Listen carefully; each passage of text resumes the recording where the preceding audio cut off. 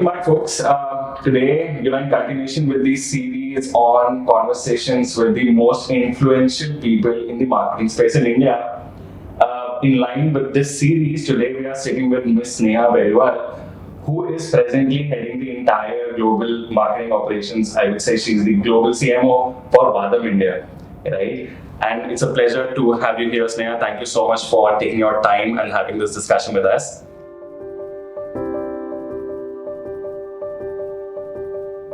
Well, so thank you first of all for having me here. I think always fun to speak with other people in the industry.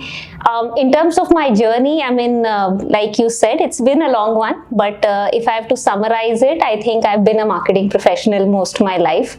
My passion has been in consumer products. So I've worked with brands like Nestle. I managed the marketing function for Dabur in Europe for about 5 years. The last 5 years of my life were with Aditya Birla Group, and over there I actually that was the first time I went out of CPG and tried a couple of businesses. I got to work on Pantaloons, which is a retail brand, worked on health insurance, again a financial services brand, so pretty diversified experience. And now I'm back to CPG brand, which is Vahdam India. For those of you who don't know about Vahdam India, we are a India-based global tea brand. We focus on bringing premium teas in its freshest form to the global audience. We ship to 130 countries. We are available on most Amazon marketplaces across the world, and we have been endorsed by the likes of Oprah Winfrey to Karan Johar. So very proud of the business that we've built at Vahdam. So yeah, I mean, in a nutshell, that's been my journey.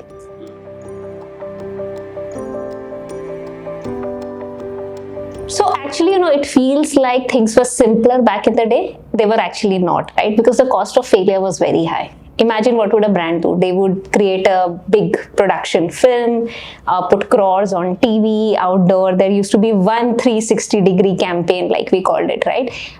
Imagine if that doesn't work, right? So actually things, if you think about it from a ownability of outcome perspective, things were way tougher. Today you can run very small experiment, very small pilots, and really only put your money might behind what you think is already working. So feedback loop is instant, right? I think the other difference in content is earlier it was the marketers and the advertisers who were driving the narrative of content, right? A brand had a point of view and they would put it out, correct? A huge section would hopefully resonate with that, get attached with the brand, right? Today, because the feedback loop is so quick, I sometimes feel like the consumer is driving the brand narrative and it's not really the brand that's driving the brand narrative, right? And that's one thing that I actually miss, right? Because today a brand can have a very, very strong point of view, and point of views take time to establish, right? Nike's Just Do It didn't happen in a month or in one content test that they did. It takes years to build, right? Because the feedback loop is so quick, and because a lot of consumers are now telling you instantly yes, no, without even going into the depth of why the brand is trying to have this voice, right? I feel some of the narrative that brands could drive in changing the society, I think we're losing that. But I think it will come back, because at some point people will get fed up of seeing the same content that they have been seeing and have been responding to, and when something very different will come up, they will sit up and watch. So I think the challenges are different, but I don't think today it's more challenging than what it was before. I think the challenge is still there were challenges in both times.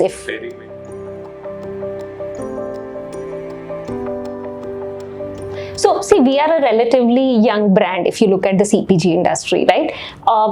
I would say our entire content narrative as well as the stack is evolving. We are still in the mid-evolution phase, right? So I'll tell you a couple of things that I think we have figured out, and a couple of things that we are still trying to figure out. We figured out what platform works for us in terms of our D2C presence, what works for us in terms of customer retention, those kind of things, right?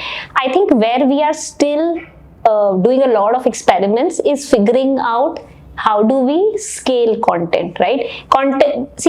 Understand our business. Like I said, we ship to 130 countries. We are present on every Amazon platform. We run 3 of our own websites, right? Plus we are present in offline. So we are actually a truly omni-channel, multinational brand, even though we are a startup that's coming out of India, right?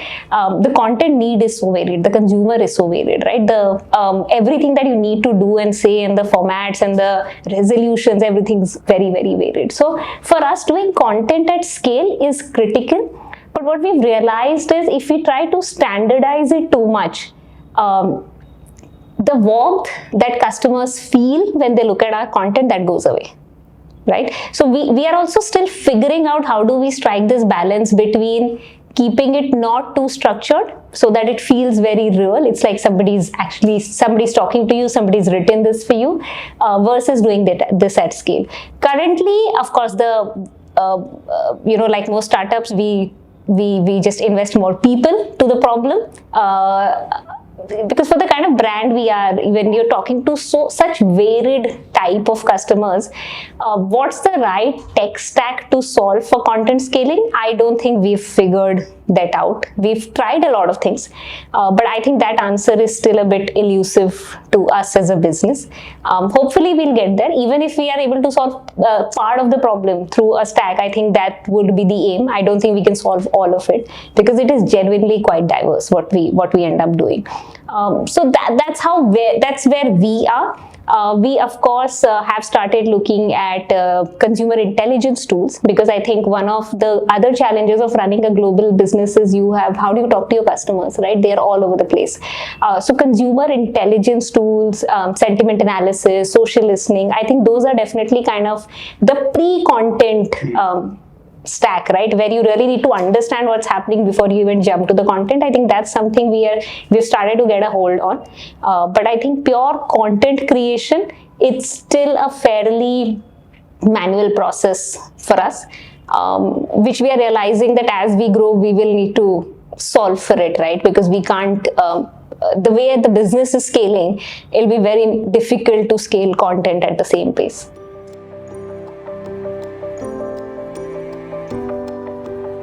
So I'll tell you, there is a definition of ideal content, and I think then I have my take on it, right? I think today ideal content, if you ask any business owner or a business leader, they would say whatever works, right?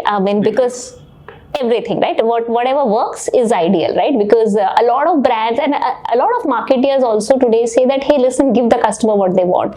Don't try to over-invent things, right? Which is, I think that it's a smart point of view because it really gets you the returns that you need. But I'm a bit old school in my thinking. I also feel that if you only give the customers what they need today, you'll not be relevant to them tomorrow, right? You need to make that's where all this purpose-led marketing is still so relevant, even in today's performance-led world. I think if brands don't drive a narrative, if they don't play some role in your life, and if they're not able to articulate the role that they're playing in your life, you may buy it today, right? Will you remember it tomorrow? My hypothesis is no, right? So I think ideal content, in my view, is something that solves for the short term and the long term. It's a very difficult balance to strike, right? I mean, don't get me wrong, it sounds easier, but to actually do it is a hell of a task. And people who can do it, I think, are worth their weight in gold. But that should be the definition of ideal content, and that is how businesses should be looking at it. Because otherwise, you may have a lot of success in the short term. It's not going to get you anywhere in the long term.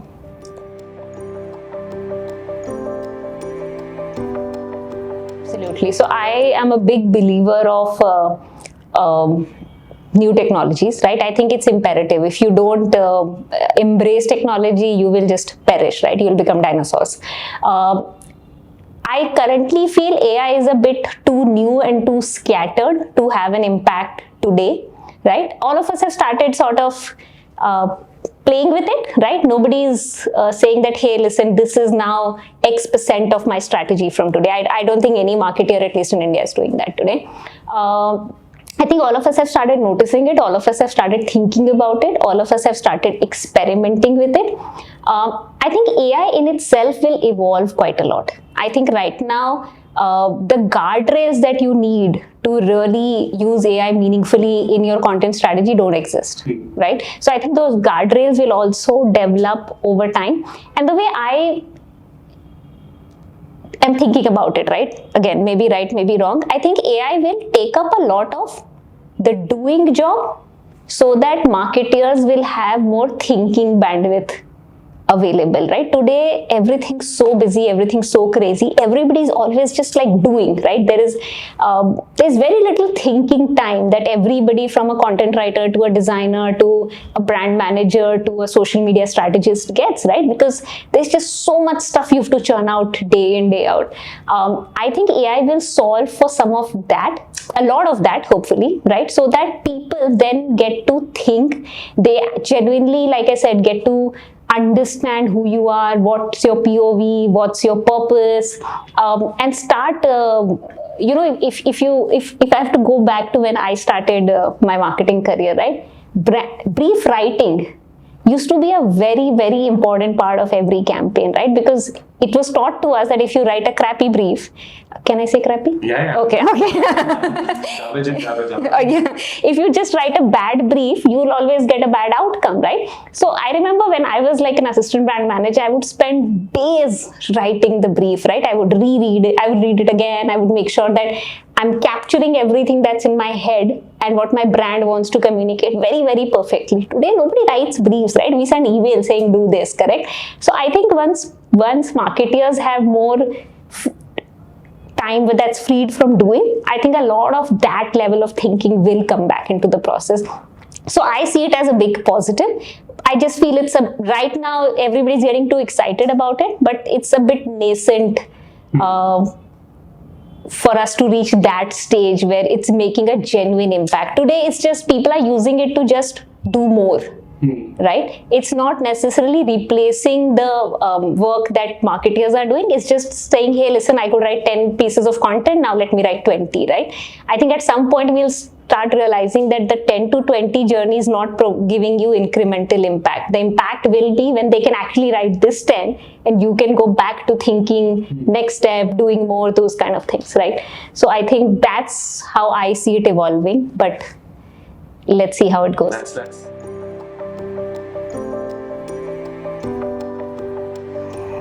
I mean, that's a very, very broad question. My mind is already running in 10 different directions. But I'll tell you, I think at the end of the day, there are three things that actually matter, right? If you remove all the fluff around it.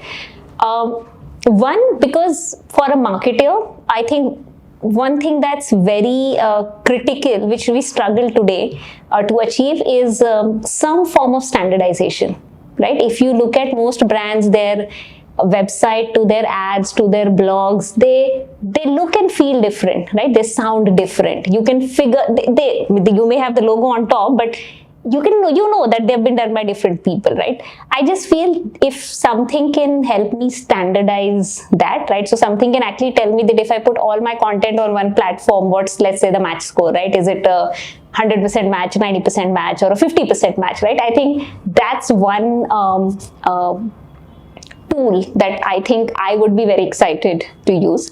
The second one would be real-time feedback, because with all the measurability that you talk about, right, feedback is still delayed. There's a delayed, if I send out an emailer to my customer base of whatever, 1 million, it's only after I know the CTRs and the revenue, I know whether it's performed or not, right? Can a tool really tell me that looking at my customer profile, looking at my past email data, what's the projected CTRs and revenue from a email, or what's the projected CTR from an ad that we made, or whatever KPI we are chasing? So I think pre-rollout testing, I think, and every brand has so much data from their own repertoire. If something can actually just look at that data and predict the score, I think that would be that would actually be a superpower tool, right? So I think that's the second one. And I think third would be more from a people perspective. I think a lot of young content marketers today are getting very confused and intimidated by all these tools getting thrown around every day. What has not come into content play right now is very solid training platform, right? Something that really consolidates what's happening out there, what's relevant for what, what's not relevant for that, for what, right? So just some sort of a content training, learning kind of a platform.